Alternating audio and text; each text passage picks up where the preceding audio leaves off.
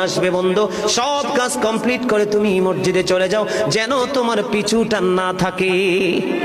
বলে কেন?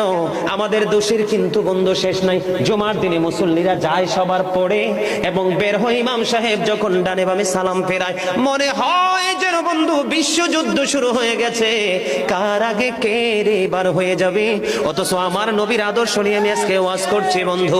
Disturb, don't disturb me. তোমরা আমি বললে আওয়াজ দিবে, নয়তো চুপ করে আলোচনা শুনবে। কারণ আজকের সময় অত্যন্ত গুরুত্বপূর্ণ। কারণ আমি যদি 5টা সময় 5 মিনিট সময় পাই, একটা হাদিস শোনাতে পারবো।